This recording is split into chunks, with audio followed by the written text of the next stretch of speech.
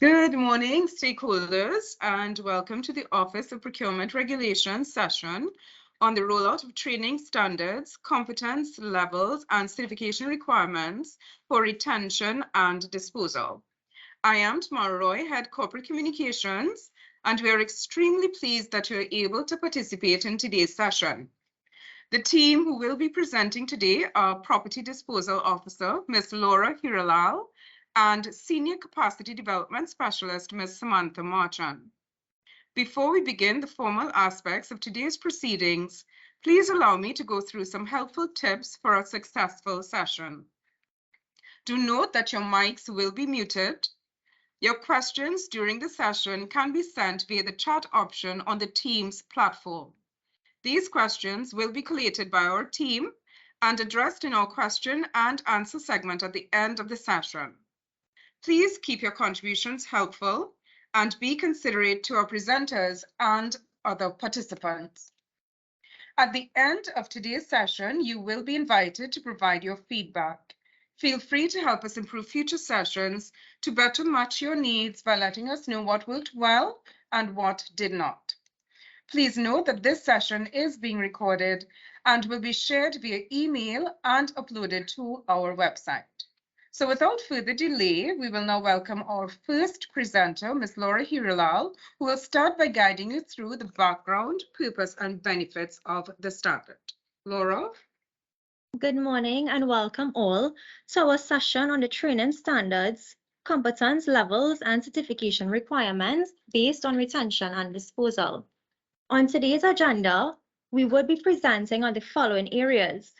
We would firstly give an introduction to the training standards, then provide some background information, look at the gap analysis, look at the benefits of the standard, how the standard is structured, the competence framework and certification requirements, and finally, we would explore the OPR's learning management system and end off with a question and answer segment. The main objective of today's session is to sensitize you on the training standards, the competence levels, and certification requirements as it pertains to the retention and disposal of public property. Please note that this particular training standard can be found on the OPR's website for more information. We will now move on to introducing you briefly to the standard. What is the role of the OPR in reference to the training standard? Section 13(1)(b) of the Public Procurement and Disposal of Public Property Act 2015 as amended requires that the OPR set training standards, competence levels, and certification requirements to promote best practice in procurement and by extension retention and disposal of public property. In setting the standard, the OPR's goal is to support the development of retention and disposal capacity, training and dissemination of information, ensuring the effective application of asset management and disposal rules through appropriate mechanisms. We'd firstly provide some context.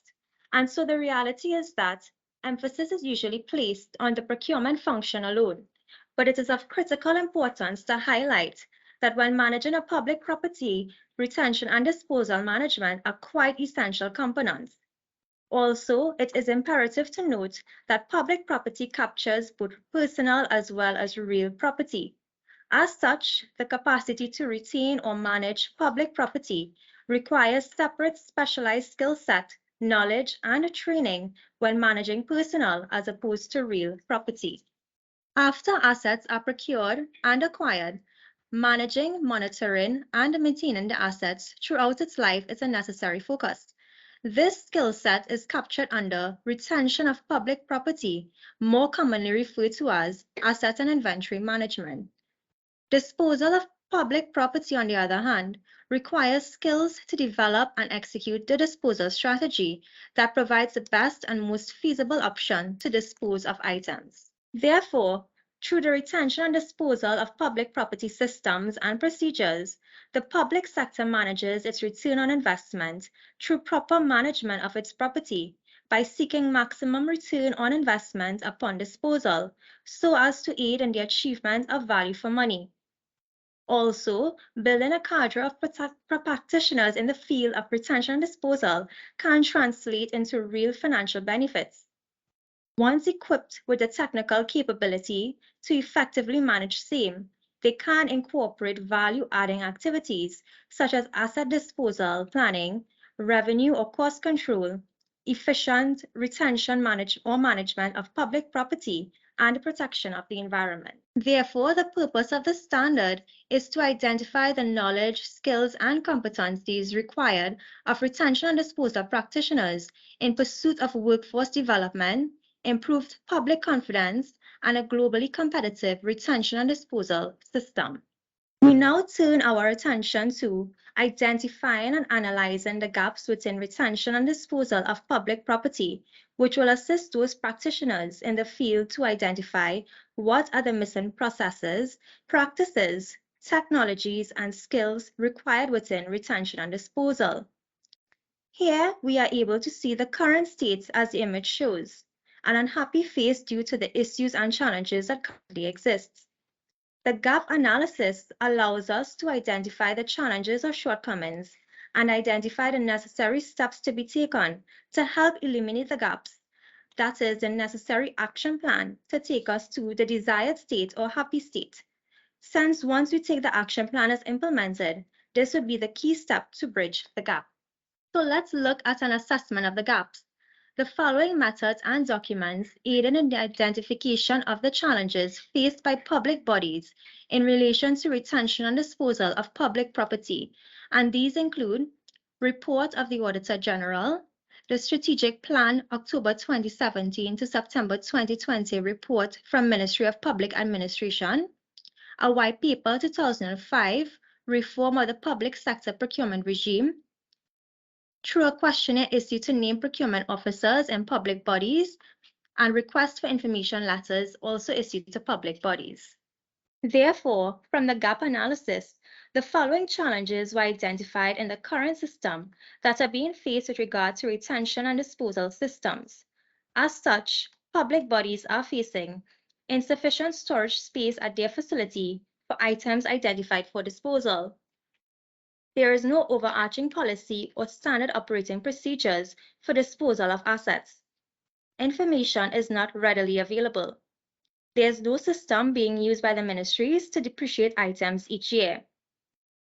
There is improper record keeping, making it difficult to determine the current value of items to dispose. Additional challenges faced by some public bodies is that limited funds allocated to the company to execute disposal and disposal processes are long, tedious, and quite frustrating to the body for execution. We now move into the rationale for the training standard, which was revealed by the gap analysis, illustrating the importance of capacity building initiatives for setting the training standard, competence levels, and certification requirements to promote best practice in the retention and disposal of public property in Trinidad and Tobago. Currently, there are insufficient training standards, educational requirements, and competence framework for retention and disposal practitioners in Trinidad and Tobago. Hence, setting the standards and the requirements are very critical in promoting the retention and disposal function within the public sector. Let's now turn our attention to the benefits of the retention and disposal training standard to accounting officers and HR professionals. And the benefits can be seen in the individual role requirements. So we firstly look at the role of the accounting officer or CEO or equivalent. The financial regulations of the Exchequer and Audit Act basically give a brief description of the responsibilities of the accounting officers. As such, Section 4 states that an accounting officer shall be responsible for ensuring that the financial business of the state for which he is responsible for is properly conducted, and that public funds entrusted to his care are properly safeguarded and are applied only to the purposes intended by Parliament. Section 5 states that all accounting officers are personally and pecuniarily responsible for the due performance of the financial duties of their departments, the proper collection and custody of all public monies receivable by them, and for any accounts rendered by them or under their authority.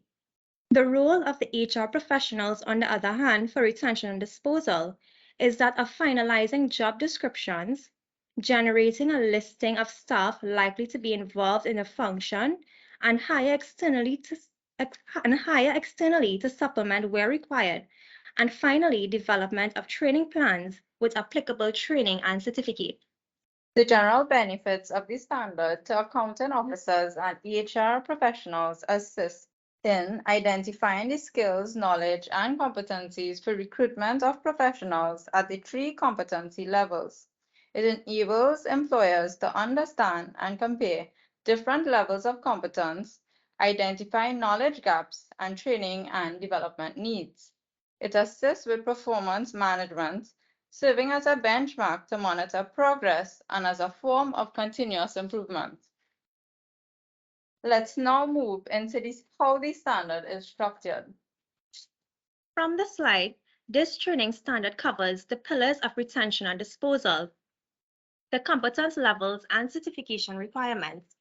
Firstly, the pillars of retention and disposal will consist of the core knowledge areas and capabilities that public procurement, retention, and disposal practitioners should possess.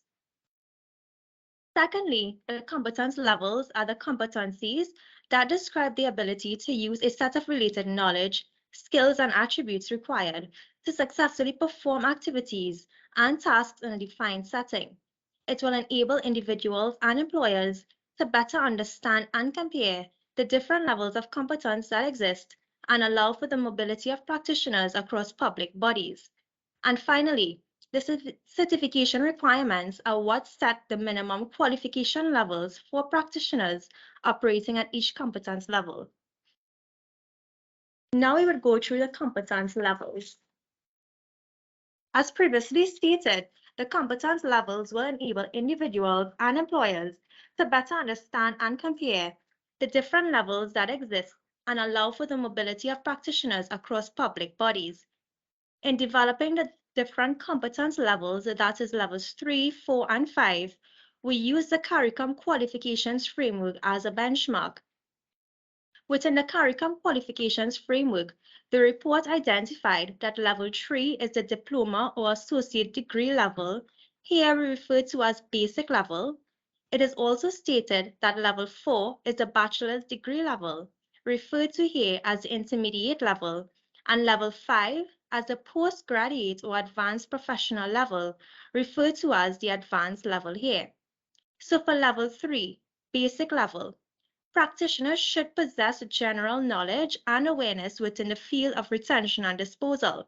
These individuals can be buyers, shoppers, inventory or asset management or procurement officers, financial or accounting assistant, or receiving or distribution officer. For level 4, intermediate level, practitioners should possess training within the field and has the ability to work independently and apply the knowledge in a comprehensive manner. This individual can be a procurement or inventory or asset supervisor, senior procurement officer, maintenance or property officer, land administration officer. And level 5, the advanced level, personnel require in-depth knowledge in the field and in-depth experience and the ability to apply knowledge in a strategic manner. This person can be a procurement or asset management officer, chief procurement officer, commercial manager, procurement director, land and buildings manager. Here we have the competence infrastructure as shown on this slide, which gives a brief description of each level of competence. As we can see here for level 3, which is the basic level, the practitioner should possess basic knowledge and awareness of laws, regulations, and guidelines in relation to retention and disposal of public property. They must have an understanding of property or inventory tracking and stores and inventory management systems, and be able to keep proper inventory records and continuously review the level of inventory or property. The practitioner must ensure that data is reconciled to reflect the property records and adjust the records to accommodate discrepancies. This level would be someone who has 2 years related work experience in a property, stores, or inventory clerk support role with relevant training and possesses a diploma in property, assets, or inventory management. For level 4, which is the intermediate level, practitioners should possess training, the ability to work independently, and apply extensive knowledge of property and inventory management, ensuring that assets are managed according to developed policies and procedures in place and according to laws. They must also possess knowledge of standardized property disposal procedures, regulations, or operations, and have extensive experience in generating reports that vary from simple to complex analysis. A practitioner at this level should have 3 years of experience in the field of property management and/or property disposal. And for personal property, they should have a first degree in general property, assets, or inventory management, or a related field, or for real property, a certificate or diploma in property or real estate management, or a certificate in land administration or management. And finally, level 5, which is the advanced level. Practitioners would possess in-depth knowledge, experience, and the ability to apply the knowledge in a strategic manner. They would lead the retention and disposal function and support the achievement of the public body's strategic mandate in keeping with the public procurement and disposal of public property legislation, as well as make recommendations for improvements in the performance of their functions. This practitioner should have strategic retention and disposal of property or assets experience and expertise as illustrated by 8 years of progressive experience in the field. Managing high-risk, high-value property management projects that are of strategic significance to operations and execution of successful property disposal processes would be an asset. This person would also have for personal property a postgraduate degree in procurement or supply chain or property management, or for real property, land administration, or real estate or facilities management, or any other related field. We now look at the 5 pillars of retention and disposal. So the 5 pillars are seen here on the screen as Pillar 1 being governance and compliance, Pillar 2, significant planning, Pillar 3, managing demand, Pillar 4, performance management, and Pillar 5, people. These 5 pillars of retention and disposal consist of the core knowledge areas and capabilities that public procurement, retention, and disposal practitioners should possess. The competence framework for retention of public property, that is both personal and real property, and the disposal of personal property, identifies the competencies, that is the knowledge and skills, that retention and disposal practitioners should possess at different functional or competence levels. Here, the table identifies the 5 pillars of retention and disposal that make up the competence framework. The table shows the different areas that would be captured under the relevant pillars. Again, Pillar 1 in yellow represents governance and compliance. Pillar 2 and 3, which is significant planning and managing demand, have been combined to capture both the retention aspect, which is seen in orange, and the disposal aspect as seen in blue. Pillar 4 in green is performance management, and Pillar 5 in purple represents people. So now we'll go into the different pillars. So Pillar 1 is based upon governance and compliance and focuses on how retention and disposal functions are individually coordinated and managed. So before we go into the content, I just give an overview of what the tables going forward would cover. The tables would identify the focus areas under each pillar, then expand on the knowledge and competencies to begin at each level, that is at level 3, 4, and 5. So let's now go into the content for Pillar 1, governance and compliance.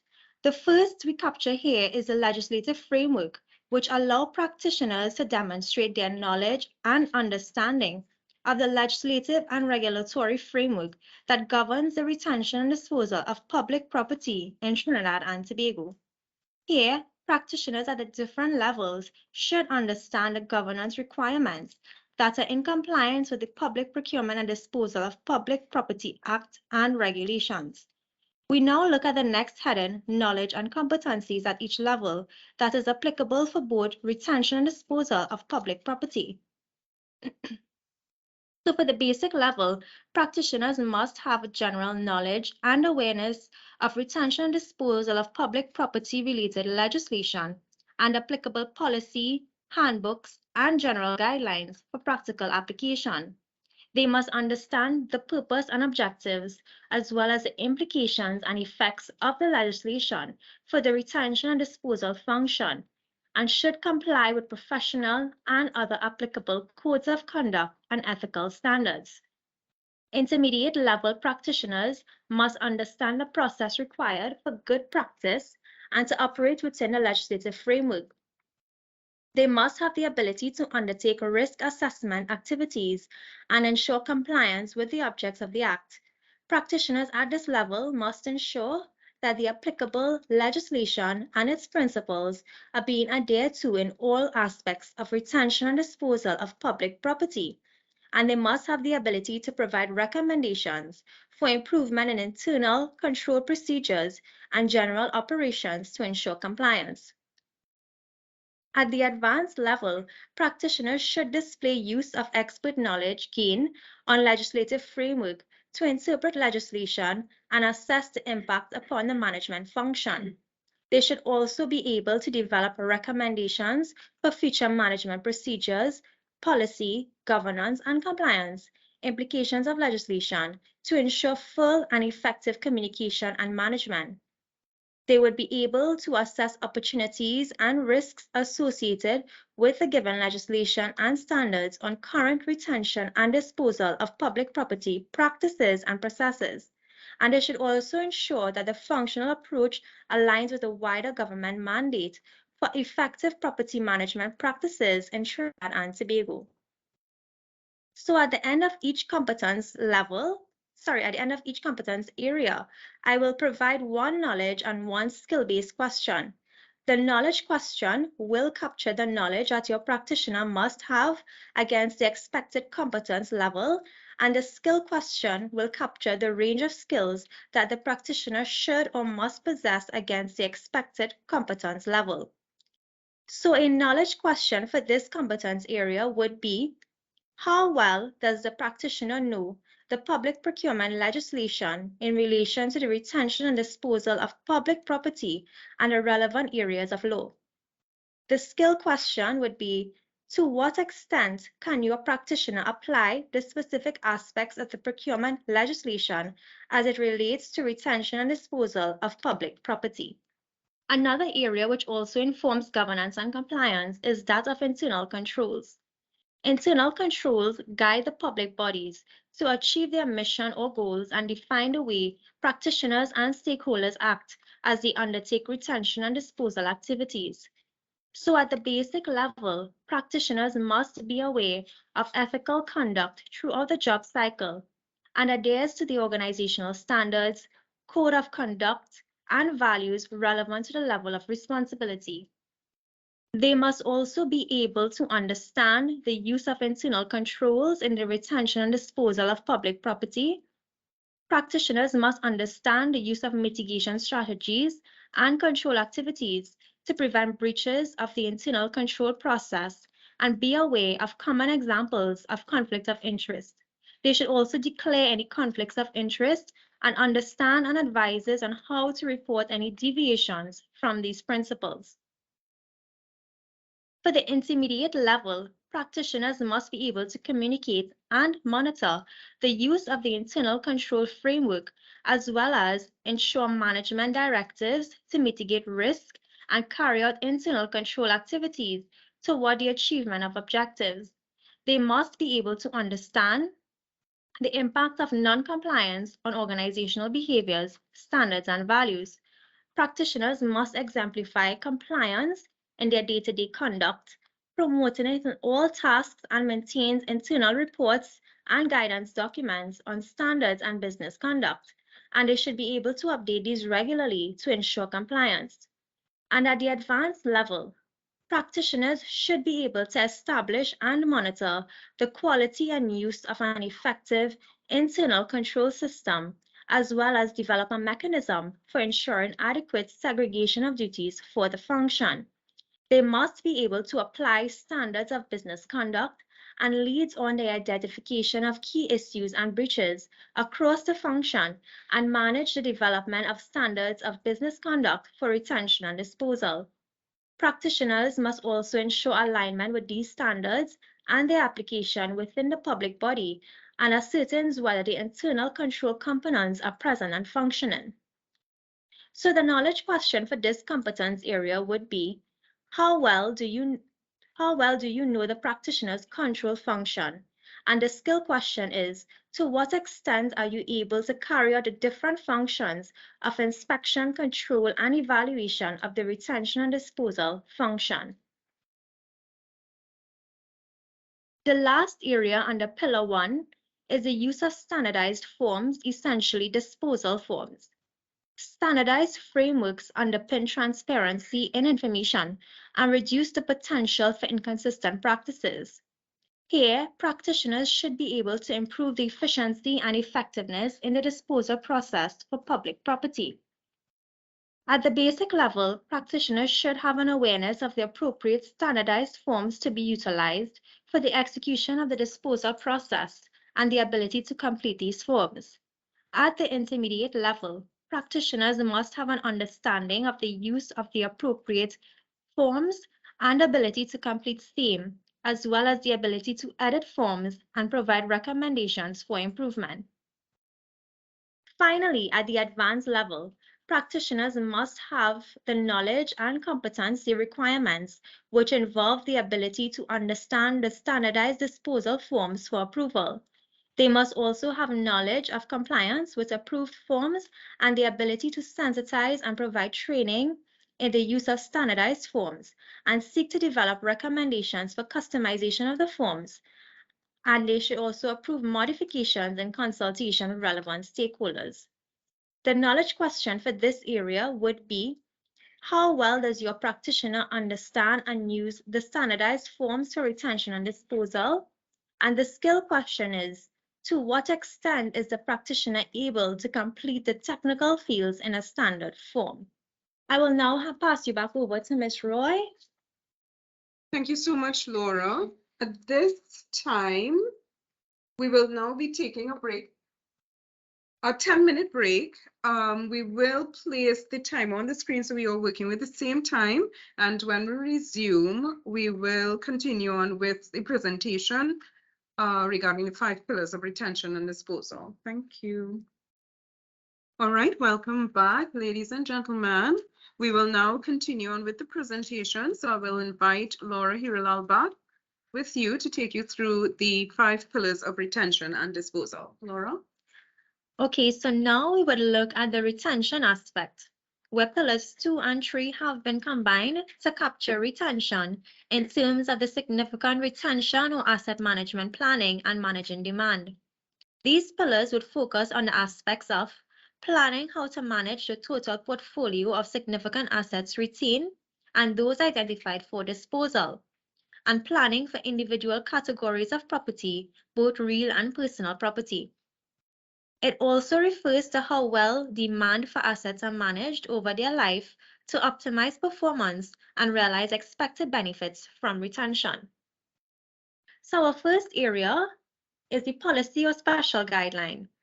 This area would provide the practitioners responsible for policy development with the requirements for developing and the application of good governance principles for retention and disposal of public property.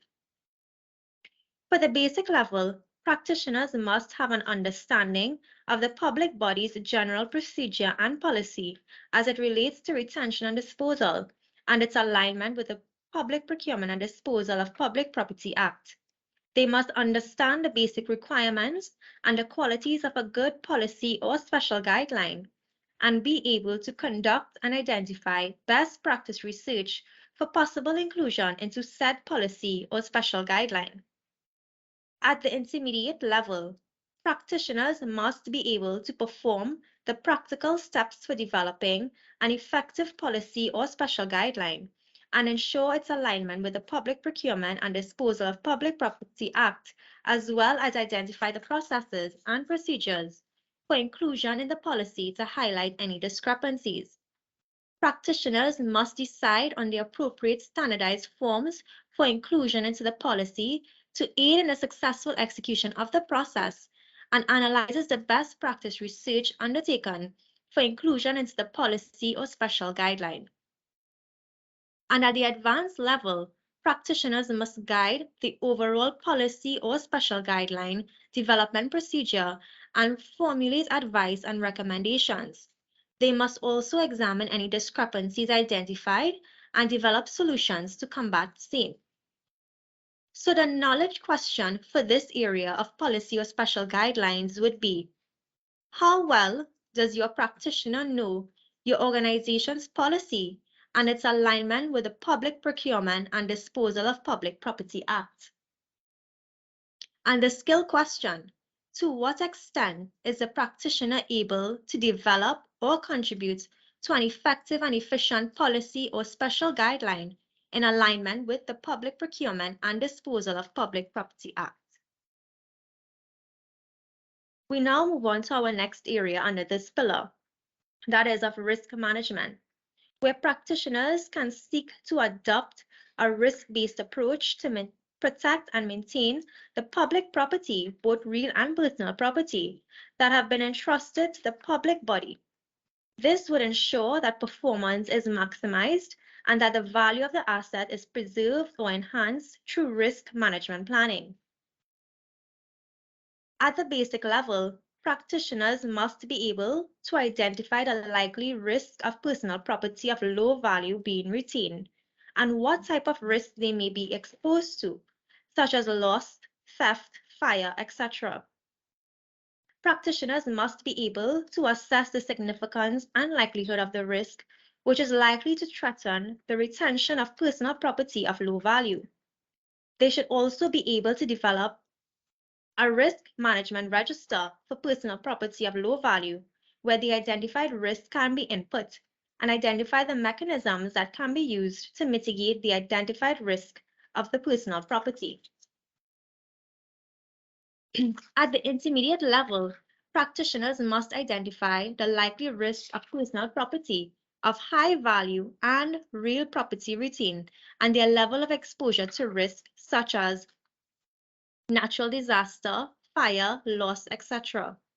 They should be able to conduct preliminary risk analysis by assessing the significance and likelihood of the risk to threaten the retention of personal property of high value and real property, as well as develop a risk management register where the identified risk can be input and recommendations can be made on the mechanisms to the disruption of the retention function.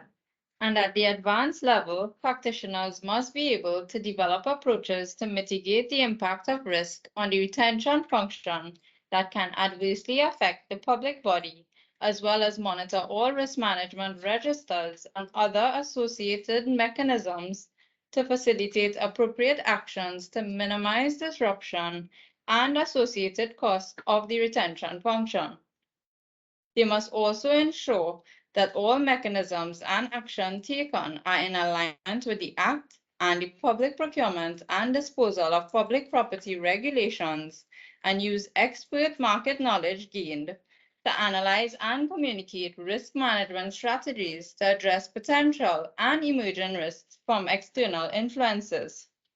So the knowledge question for this area could be, how well does your practitioner know how to protect public property entrusted to your organization through risk management planning? And the skill question could be, to what extent is your practitioner able to manage associated property risks and identify mechanisms to mitigate same? The next area under this pillar is public property maintenance planning.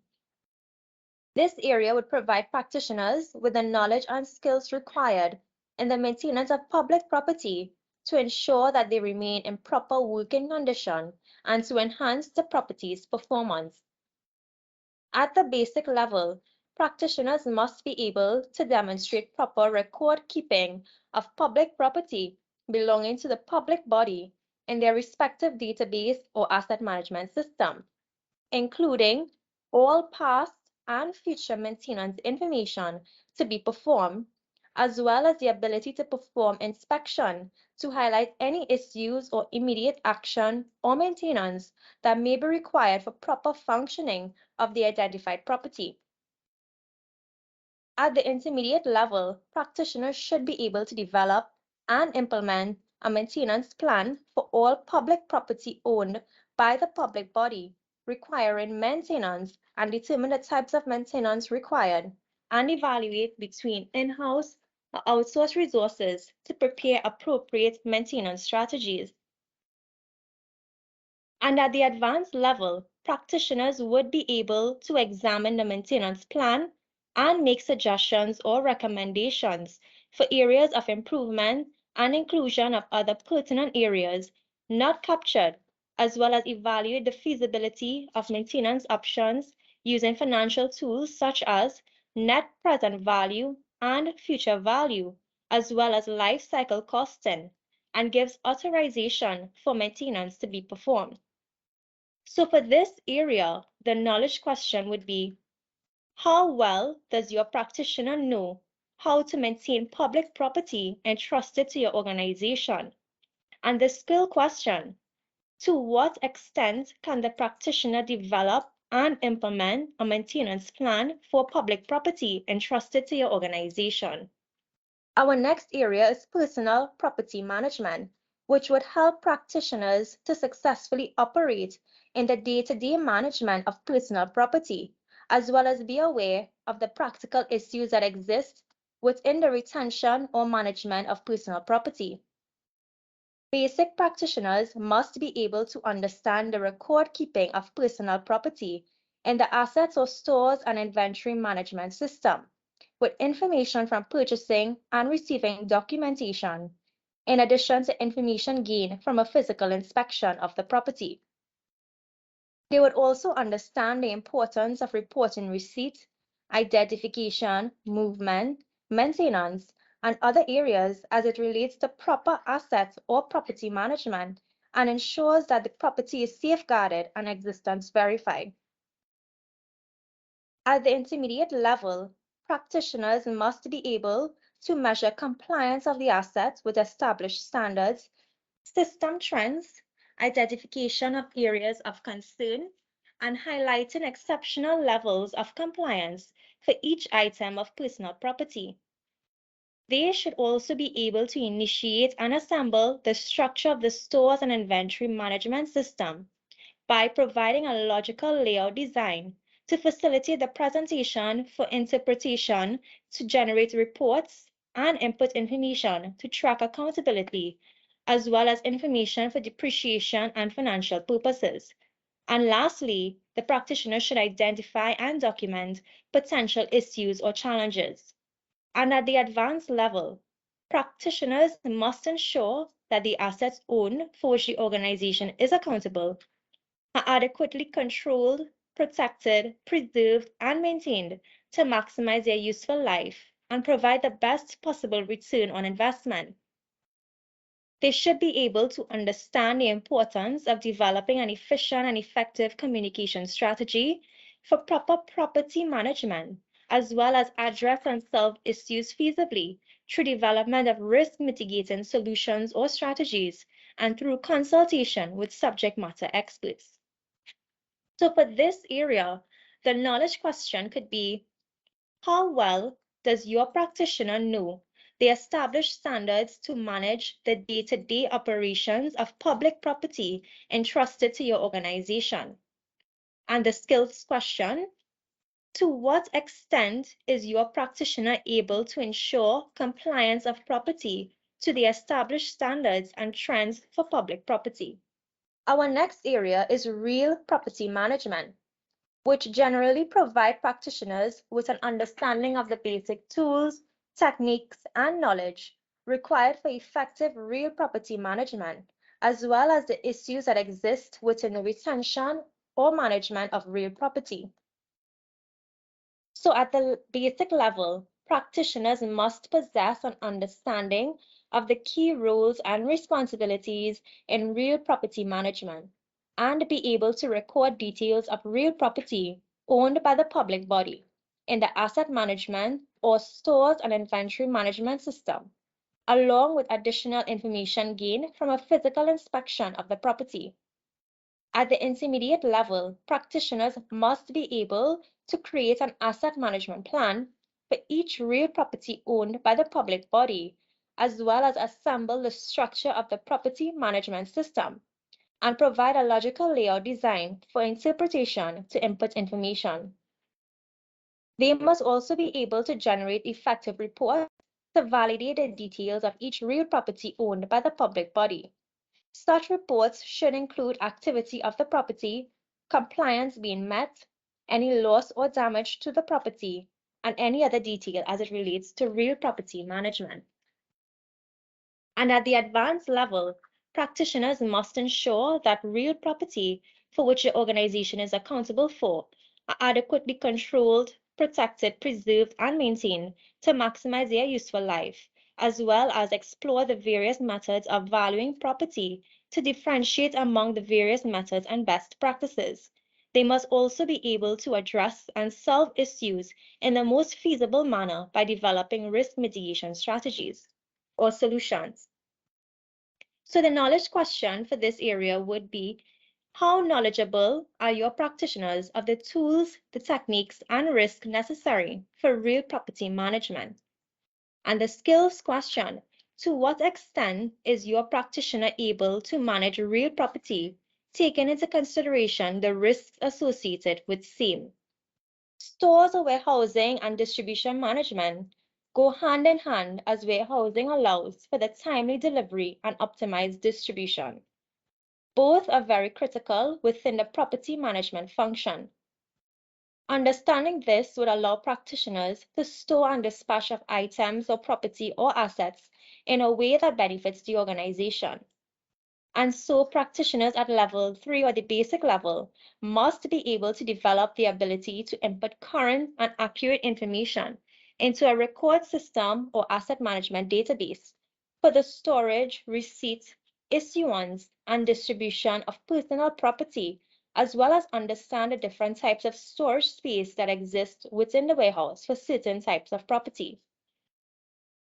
At the intermediate level, practitioners must be able to draft policies and procedures for proper operation and distribution within the warehouse facility, such as property marking, identification, barcoding, distribution channels to be considered, and ensure that all property have been accounted for, as well as generate reports to specify the type of property being stored, the type of storage facility, and the type of warehouse to be adopted. At the advanced level, practitioners must oversee the cost of warehousing and distribution as part of the budget process and approve the storage facility to be utilized, warehouse layout, and all other financial decisions as it relates to the warehouse. They must also be able to provide general oversight of the process and provide approval for significant requests or changes to storage or warehousing and distribution systems. The knowledge question for this area could be, how well does your practitioner know to handle a property management system, including storing and dispatching of assets related to your organization? And the skills question, to what extent is the practitioner able to record, store, and dispatch property or assets in a manner that benefits the organization? Inventory or record management is a critical function of the organization, since well-organized record can help the organization to gain control over documents. Practitioners should be able to apply proper inventory control and record management skills, as well as utilize technology or software programs to manage inventory, property, or asset record management throughout its useful life and identification of same for disposal.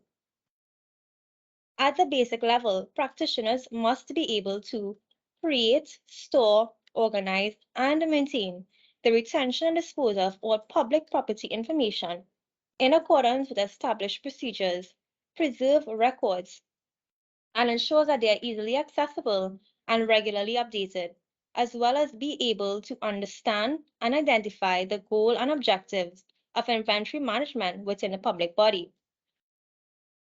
At the intermediate level, practitioners should be able to identify the mechanisms and techniques for promoting a good document or record management system. Ensure that the record management system is in compliance with existing legislation, regulation, and standards until they are ready to be disposed, and allow practitioners to consider the specific details and type of items or public property to be recorded. At the advanced level, practitioners must be able to design, initiate, or enforce an effective document management system, both electronic and paper-based, undertake regular management of policy, plan and system review of records, and have knowledge of industry concerns and issues related to record keeping in the digital information age, and develop strategies for proper management. So the knowledge question here could be, how well does your practitioner know the established processes and procedures in inventory or record management? And the skill question, to what extent is the practitioner able to apply proper inventory control and record management? Our next area is public property or asset portfolio. So this area is about the assiduous management of property or asset portfolio that can help improve the property's profitability. And so practitioners can monitor overheads, reduce costs, and allow refinancing, which can enhance the property's performance. Public property or asset portfolio area can help improve the property's profitability. Regular review of a property or asset portfolio is a very important element of property management, especially to aid in timely identification of items requiring disposal. At the basic level, practitioners must be able to develop the capacity to compile the estimated annual spend on all public property owned by the public body and be able to identify the categories of public property that are considered significant, that is high value and/or high risk, which require greater attention and effort. At level 4 or the intermediate level, practitioners must be able to compile and analyze the historical spend on public property and use the data to determine strategies to realize short and long-term savings. And they should also conduct regular assessments of public property portfolios to determine ways property can be enhanced, refurbished, and those that require a high level of maintenance. At the advanced level, practitioners must ensure that information and organizational processes necessary for the management of the public property portfolio are available and implemented. Practitioners should also be able to review and verify a list of assets identified from the portfolio for disposal and is able to use same to aid in preparation of a disposal plan. So the knowledge question for this area would be, how well does your practitioner know about managing property or asset portfolio to ensure profitability? And the skills question, to what extent is the practitioner able to review property or asset portfolios to identify the items requiring disposal in a timely manner? Our last area for this pillar, as it pertains to this section, is annual disposal plan, which is an essential component of sound public property management, since the disposal of public property accounts for a significant part of the full life cycle cost. The practitioner should be able to have an overall understanding of forecast for future public property disposals, cash flow forecast, identifying income associated expenditures, and the stages of disposal planning. So at the basic level, practitioners must be able to source information from an asset management system or through physical identification and continue to review property portfolio for identification of any updates on property initially identified for disposal or report of any newly discovered items to add to the list of disposals. At the intermediate level, practitioners are required to assess in detail public property identified by the asset strategy as surplus to service delivery requirements and identify opportunities for increasing public property value before their disposal. Practitioners should also collate and draft the plan using the research and data provided and submit for review and final approval. And finally, at the advanced level, practitioners would have to contribute to strategic aspects and finalization of the disposal plan and implement the disposal plan and monitor performance. So for this area, the knowledge question could be, how well does your practitioner understand the benefits and stages of disposal planning? And the skills question, to what extent is the practitioner able to develop an annual disposal plan? So I would now hand you back over to Ms. Roy. Thank you, Laura. We will now take another 10-minute break. We will put the timer on the screen as per usual and meet back in 10 minutes. We will continue on with the presentation on the 5 pillars of retention and disposal. Thank you. All right, welcome back, ladies and gentlemen. We continue on with the presentation on 5 pillars of retention and disposal by Laura Hirala. Laura? Okay, so now we would be going into pillars 2 and 3 as we focus on the disposal aspect, where pillars 2 and 3 have been combined to capture disposal in terms of the significant disposal planning and managing demand. These pillars would focus on 2 aspects: planning how to manage the total portfolio or significant asset identified for disposal, and planning for individual categories of property, both real and personal property. It also refers to how well demand for assets are managed to obtain significant value from disposal. So the first area is property disposition or placement. This area starts the disposal process and can be defined as the processes involved in the removal of personal property from use. This also includes consideration of the reason for disposal, as well as the preparation of the property for disposition or placement and removal from use. So at the basic level, the practitioner should be able to develop a categorized list of goods to be disposed and documents the request for disposal, stating the reasons. They must also have the ability to understand and identify the hazardous items and intangible property owned by the public body and those that require disposal and ensure that they are properly labeled and marked. At the intermediate level, the practitioner must verify the items identified for disposal through comparison of physical and system or book records, ensuring their correct location, condition, status, etc. The practitioner should ensure that personnel responsible for the handling of hazardous items are provided with the appropriate personal protective equipment, PPE, and also ensures that all disposal preparation methods are executed in alignment with the approved strategy.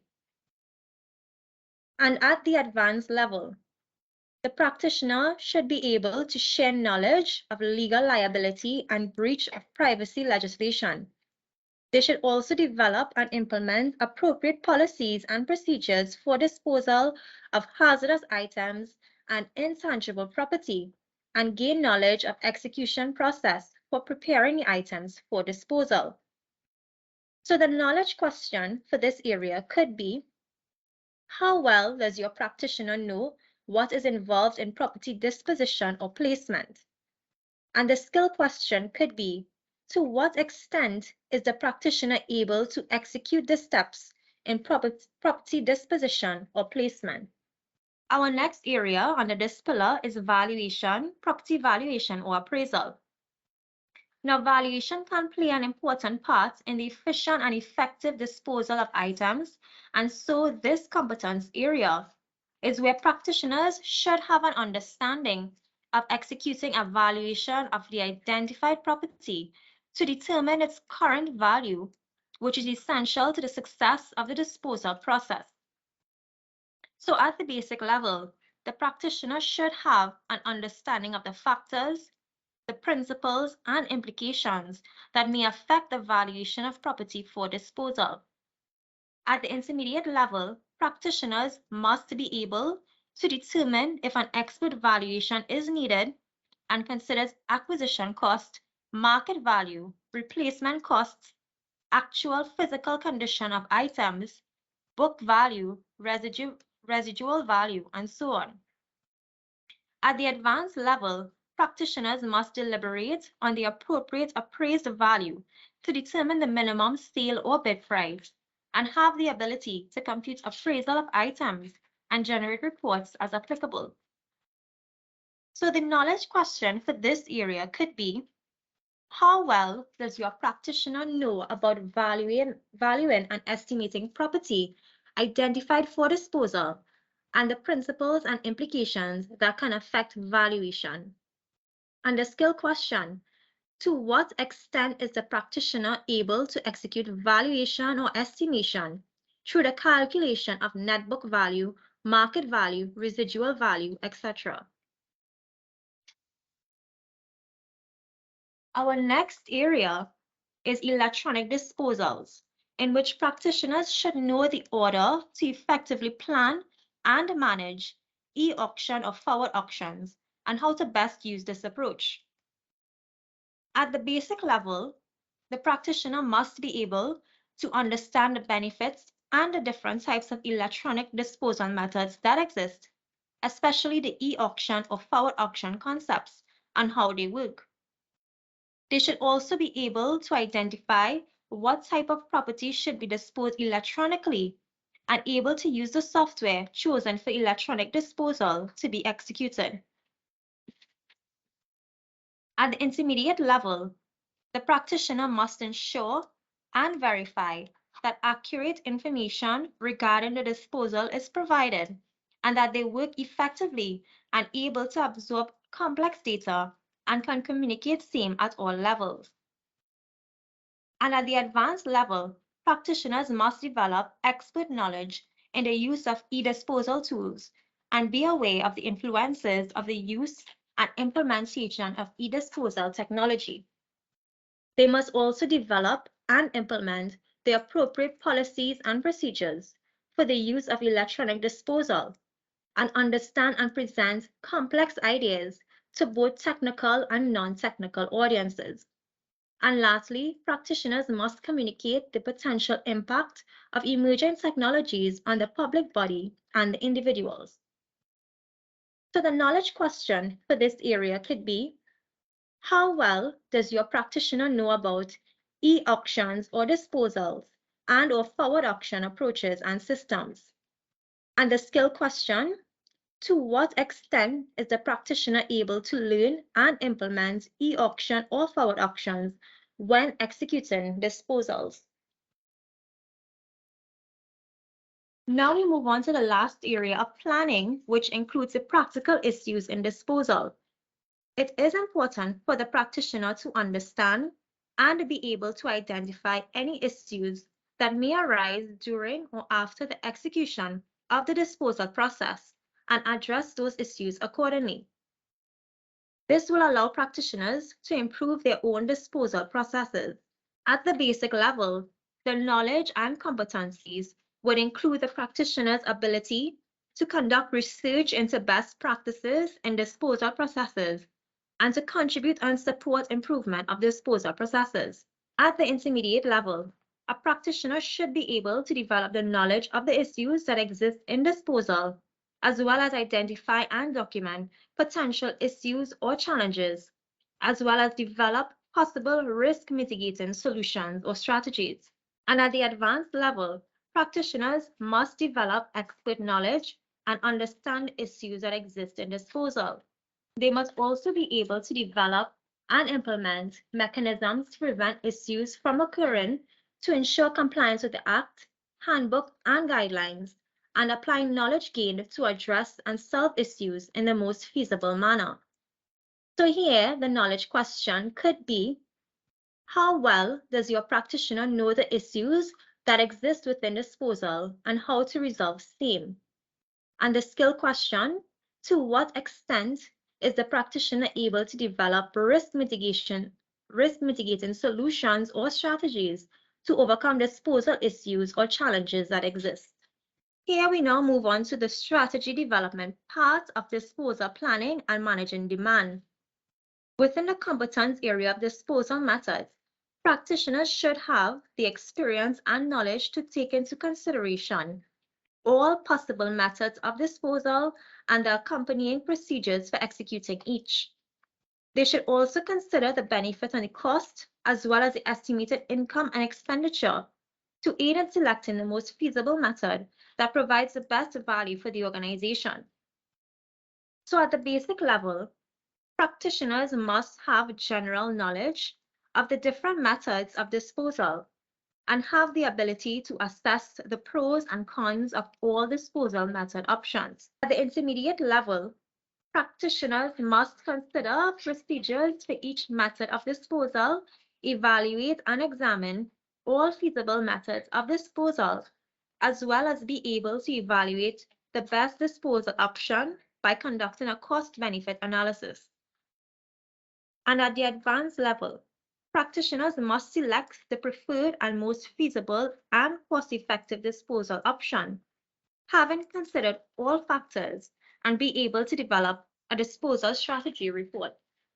So for this area, the knowledge question here could be, how well does your practitioner know of the different methods of disposal that exist? And the skill question, to what extent is the practitioner able to execute the different methods of disposal? The next area, disposal strategy development, focuses on determining the disposal needs or conditions to meet the items identified for disposal. Hence, a practitioner here should take into account possible conflicting requirements of the various stakeholders, analyzing, documenting, validating, and managing disposal requirements. So at the basic level, practitioners must understand the public body's internal handbook and guideline based on disposal. They must also understand the importance of the disposal strategy development report and undertake necessary research to obtain information to support the different disposal methods. At the intermediate level, practitioners must analyze research on the different disposal methods, conduct disposal requirement analysis, execute stakeholder and market analysis, as well as weigh the options of disposal and draft the strategy development report. And practitioners at the advanced level should review the disposal requirement analysis, stakeholder and market analysis, and strategy development reports for finalization. So the knowledge question here could be, how well does the practitioner know to execute the disposal strategy development stages of conducting inventory and inspection, valuation, disposal strategy development action, and managing the outcome? And the skills question, to what extent is the practitioner able to execute the disposal strategy development process and prepare a disposal strategy report? Our final area under this pillar is disposal action management. A practitioner should be able to identify the significant risk and their treatments to ensure a managed and effective disposal outcome. At the basic level, a practitioner would be able to identify and examine the possible risks that may occur in the disposal process, as well as record keeping of the disposal process with checklists to ensure completion of all tasks or areas before proceeding with the disposal action. At the intermediate level, a practitioner must be able to assess or determine the possible risk management solutions for the risks identified in the disposal process and be aware of the challenges encountered in the execution of the disposal. At the advanced level, a practitioner must be able to contribute to the risk management process and provide expert advice and consultation in executing same and manage and execute the approved disposal action. The knowledge question for this area could be, how well does the practitioner know how to identify risks involved in disposal, as well as ensure an effective disposal outcome? And the skills question, To what extent is the practitioner able to identify and examine risk in disposal, as well as execute the approved disposal action? We now move on to Pillar 4, Performance Management. So this pillar is based on the collection, collation, and analysis of information on targets set and results achieved, as well as its application to support good retention and disposal performance. Those targets or results to be achieved should be set based on the SMART criteria, which guide in setting goals and objectives. The SMART criteria refers to goals or objectives that are specific, measurable, attainable, relevant, and time-bound. So the first area is performance measurement and management, which is key to assist the practitioner in managing the outputs, deliverables, and key performance indicators of a public body's performance in executing the retention and disposal of public property function. Public bodies or practitioners should utilize the SMART criteria in development of their deliverables and key performance indicators. At the basic level, practitioners must be able to collate and provide details for specific reporting in relation to the applicable aspect of the legislation, that is, the Act and regulations, as well as the handbooks and guidelines for retention of public property and disposal of personal property. They should also be able to identify any performance gaps and trends in retention and disposal, report and make preliminary recommendations or suggestions for improvement of same. At the intermediate level, practitioners should undertake performance monitoring, provide guidance through data collection and gathering, and time management of individual performance through agreed objectives. They should also play a significant role in the performance measurement against targets and create improvement plans where necessary and prepare improvement reports for the area based on the applicable legislation, handbooks, and guidelines. And the practitioner at the advanced level must proactively drive, support, and endorse performance management practices. They must be instrumental in developing retention and disposal strategies, setting of targets and indicators for the public body accordingly, and is highly experienced in identifying and negotiating milestones and monitoring performance. They should also provide a strong focus on quality, on-time delivery of retention and disposal activity, and report on all these elements to senior management and other stakeholders. So for this competence area, the knowledge question could be, how well does the practitioner know how to manage outputs, deliverables, and key performance indicators of a public body in executing retention and disposal of public property functions? And the skill question, to what extent is the practitioner able to develop their deliverables and key performance indicators as it pertains to retention and disposal of public property? Our next area is the continuous improvement. Continuous improvement methodologies is fundamentally important for practitioners to undertake root cause analysis, assess opportunities and appraisal options, which can contribute to cost savings and improved value. At the basic level, practitioners must identify problems relating to ineffective retention and disposal processes and practices by collecting data and monitoring performance. They must also monitor compliance with current practices and identify areas of improvement for achievable performance standards, as well as evaluate lessons learned and communicate same to stakeholders. Practitioners at the intermediate level should be able to identify and practice ways of delivering value through effective and improved retention and disposal of public property processes through cost and quality. They must also be able to research and create benchmarks of processes or performance of the public body's retention and disposal function, and set up forums and mechanisms for continuous feedback They should also review recommendations for improvement on a frequent basis as a way of producing change. And at the advanced level, practitioners should develop a culture of continuous improvement and devise root cause analysis to evaluate problems experienced and apply strategic methods for the development of improvement plans.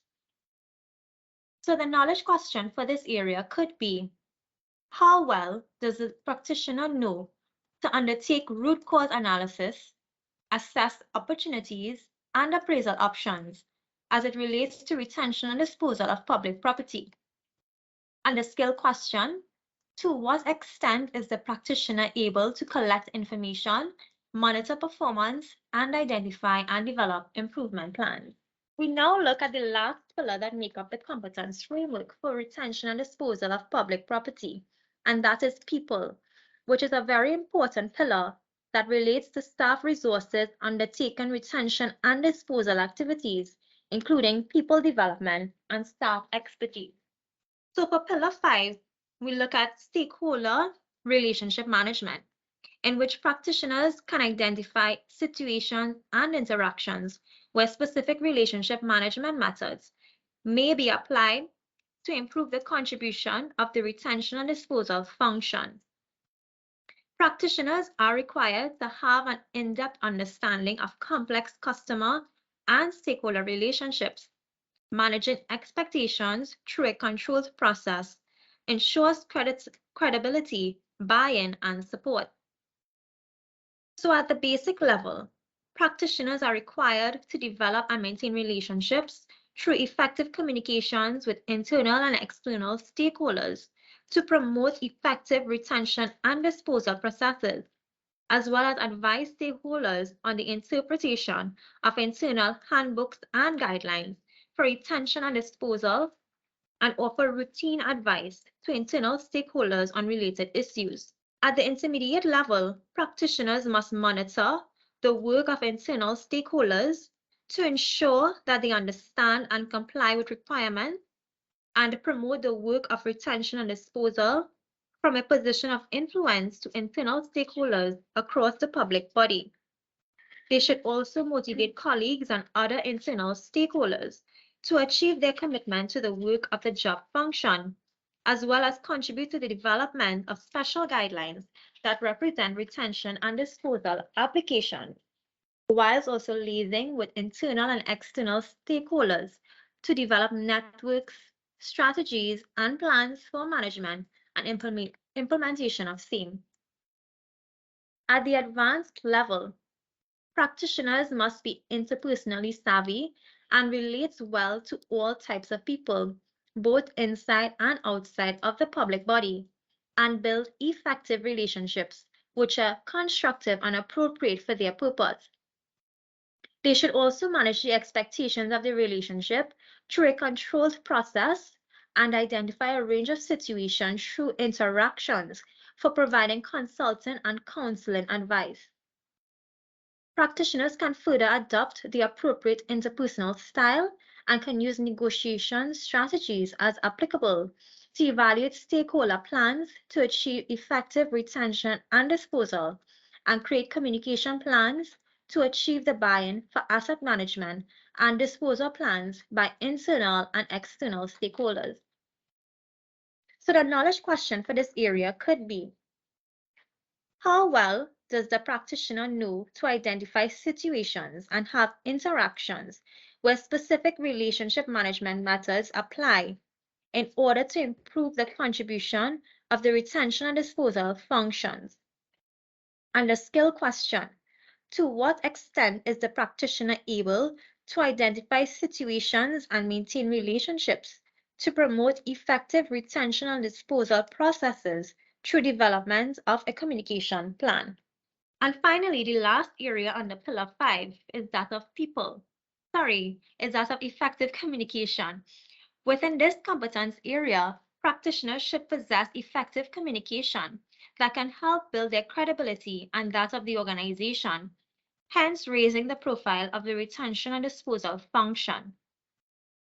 So at the basic level, practitioners must create well-written correspondence on behalf of the team under guidance and be a good communicator and experienced in using multiple communication methods. They should be able to engage and interact in meetings and discussions and provide input as required, as well as demonstrate good listening skills and respond appropriately. Practitioners must share appropriate work-related information and be able to present data in an effective and meaningful way for use by others in the public body. Practitioners at the intermediate level should understand the importance of well-written communication and require limited verification of work. They must provide guidance on written correspondence as required and present well-structured, precise information, as well as be an effective presenter who can read the audience's behavior and position and adapt their style accordingly. They should know when to listen and can ask questions to clarify understanding, as well as identify and maintain information flows and contact with colleagues who depend on or influence their work.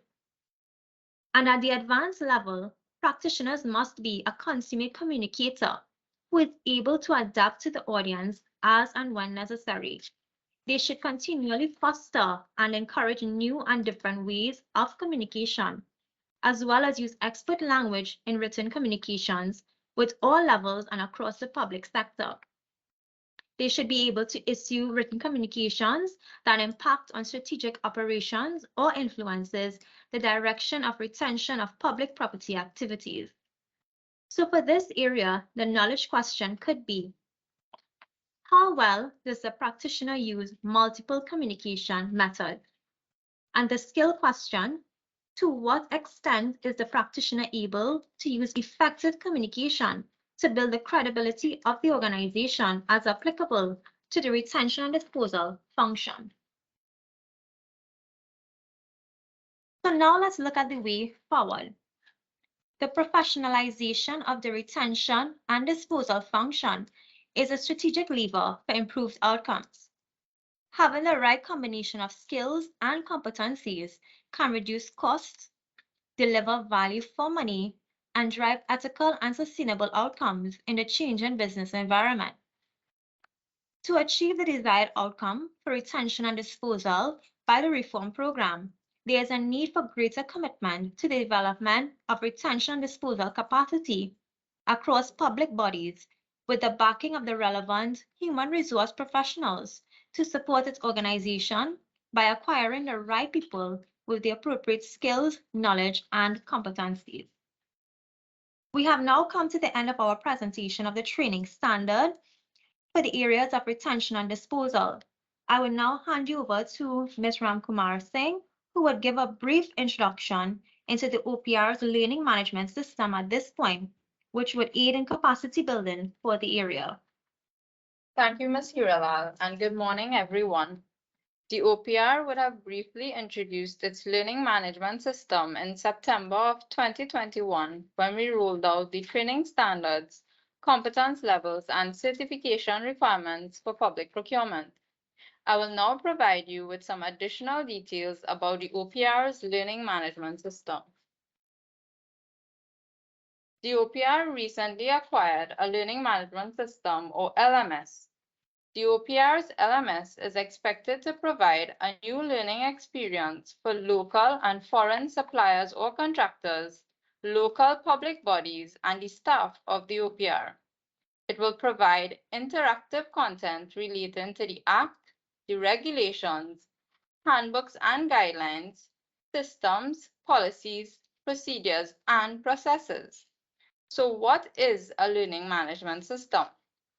A learning management system, or LMS, is a web-based system or software application that automates training, administers assessments, tracks and collates reports on the performance of learners.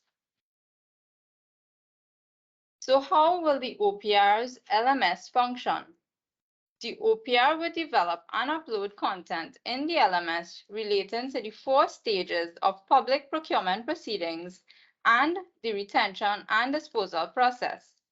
Users will have access to this content and be able to review it on demand.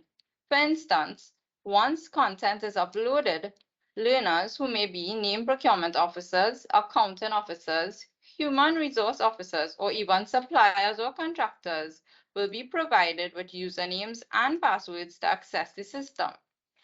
The OPR will monitor the progress of the learners, and once a learner has successfully completed the different training modules by attaining the passing score, certificates of participation would be issued by the OPR. The OPR envisages that this platform will transform its capacity building interventions by enabling us to better serve youth, our stakeholders, through the delivery of mobile-friendly content that is accessible on demand, thus improving availability. From a monitoring perspective, the platform will assist the OPR in tracking and reporting on the progress of its learners, allowing us to target our interventions where it is needed most. Through this LMS platform, the OPR will be revolutionizing the delivery of its capacity building program. So now let's look at the benefits of the OPR's LMS. The LMS allows for learners all learning materials to be stored in one location, a cloud-based system. This reduces the risk of losing important data. The LMS provides access to the e-learning materials on public procurement, retention, and disposal of public property at any time on any device. Once the OPR uploads course materials onto the LMS and publishes these materials, learners can access them. Even those who are on the go can log in to the e-learning platform via their smartphones and tablets, so you don't have to wait until our next online training session to access the material. The LMS can easily track learner progress and performance. The LMS gives the OPR the ability to keep track of learners' progress and allows learners the ability to track their own progress to ensure that they are meeting their targets. The LMS also includes a reporting and analytics feature that allows the OPR to pinpoint areas that require additional work, as well as areas where learners are excelling. For instance, if learners are struggling with a particular lesson, we can assess the e-learning content and make modifications if necessary. The LMS also reduces training and development costs. The OPR's LMS allows learners to access their training online. This means that a sizable sum of training and development costs can be reduced. For instance, the cost of printing and booking a venue, since the material would now be available on the LMS platform. A learning management system can even reduce online training and development time. It gives learners only the information they need in a direct and organized manner, and this information can be accessed at a convenient time, allowing them to simply click on the online modules they need and complete the material in a fraction of the time. The LMS also allows the OPR to test our learners' knowledge with our quizzes, assessments, and interactive projects. Finally, the LMS allows public bodies and suppliers or contractors to stay up to date with current procurement regulations. In this way, the OPR's LMS is an invaluable tool. So in closing, let us take a look at the status of implementing the OPR's LMS. The OPR is continuously creating and uploading content onto the LMS. In November 2022, the OPR commenced a pilot test with our internal stakeholders to ensure that there are no issues in preparation for our launch to public bodies. And during this year, the OPR will be launching the LMS to public bodies. This now brings me to the end of my presentation.